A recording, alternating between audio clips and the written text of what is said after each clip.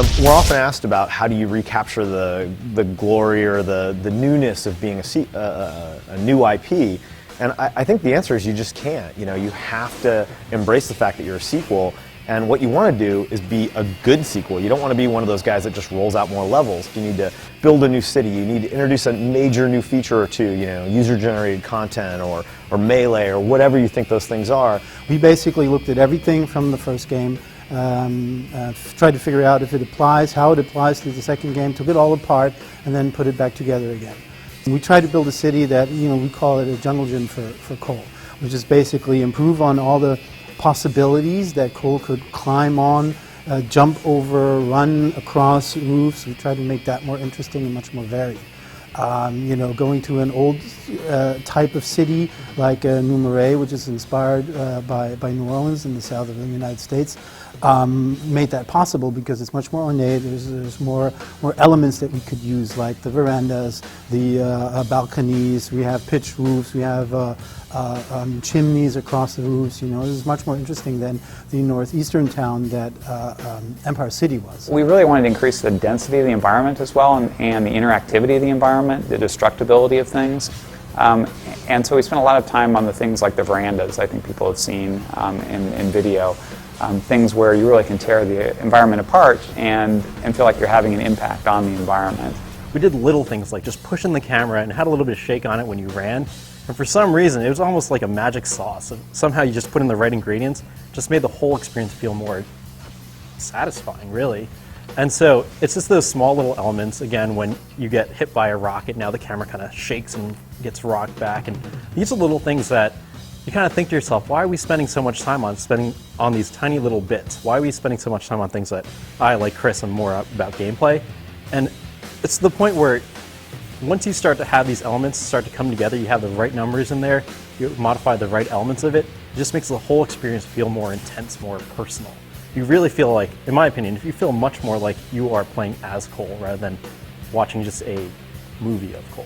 So from a visual design standpoint, the goal for inFAMOUS was to reinvent the visuals, and that was important to us because we think that an important leap for a sequel is to have a new art set, to give you a new visual experience. And so we had done this kind of drab, you know, northeastern city, and we wanted to choose a location that had more vibrant color, more differentiated architectural areas, just more beauty in the environment, organics mixed with industrial, mixed with urban sprawl. And how do we find a place like that? And New Orleans kind of inspired us because it does have this juxtaposition of many, many different looks. So I think we really started off by saying, you know, what would it be like if we went to the southeast, and what would it be like visually? And on the technical side, at the same time, there is really just this, it's almost like a domino, falling dominoes. It's not like, oh, we decided to put in a new lighting model. You know, basically the lighting model in this game, it's a deferred lighting model, is the same as inFAMOUS, but the number of details that go into each individual step there and getting those details correct has really made the game just spectacularly more beautiful. So, you know, you've empowered your artists with new tools, you've empowered your special effects guys with new tools, and you've incrementally improved the rendering technology, and all of that adds up to a pretty substantial jump in the visual quality of the game. We really wanted to basically quadruple the number of characters we could show on screen at a time. So now, last game we started to have problems at about 30 characters. In this game it's 100, no problem. And what that means is that the city feels a lot more like a city. You know, it's more bustling, it's more vibrant, it's more alive. There's more going on. It also meant that people got in the way more, and so we had to work hard on having the pedestrians actually get out of your way. Some of our best ideas, what we thought were our best ideas, they're not going to be in the game because they didn't work. And some of the things that we thought would be cool and innovative don't work out, and that's just the nature of doing creative work, I think. You have to be willing to put yourself out there and try some stuff and know that, you know, 50% of it's going to fail, and that's okay. You can't be freaked out by that. You have to embrace it and say, well, good, I'm glad we learned that didn't work. Sometimes you have a very specific idea in the beginning about a certain detail that you want to, you know, get into the game, and you're able to carry it all the way through. That's rare. I mean, I can give you one example. I talked about the roofs. We have, in Empire City, we had basically flat roofs. It makes a lot of sense because if you put curve your runabout, you don't really have to worry about any elevation changes. Now, you want to make that more interesting, and in your head, of course, theoretically, it's great. We just gotta, gonna give them all crazy angles and overhangs and all this stuff. So once you start the gameplay, just think about the angle of the roof, for instance, is at a certain flatness of your terrain, Cole runs. And when you think about coming into a wall, Cole climbs. Now, when you start thinking about an angle of the roof, at what angle does the ground become a wall?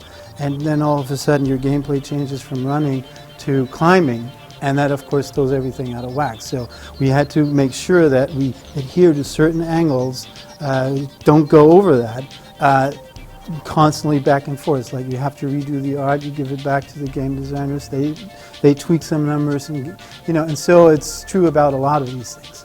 I think across the board, I can't believe how when I walk around the studio, just how great the game looks. And it's not one person, it's so many details, and it's camera angles, and it's rendering technology, and it's art, and it's animation. I'm just really proud about the size of the jump. I think it's incredible. And the second thing I'm actually proud of is that we kept user-generated content a secret. That was something where we had a year of nervousness about that getting out, and it was just fun for us to have a good surprise at GDC. inFAMOUS 2 is coming out on June 7th for exclusively PlayStation 3.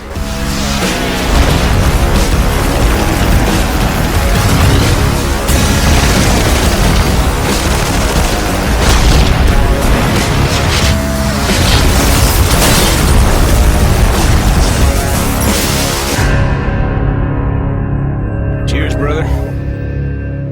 Half as long. Twice as bright.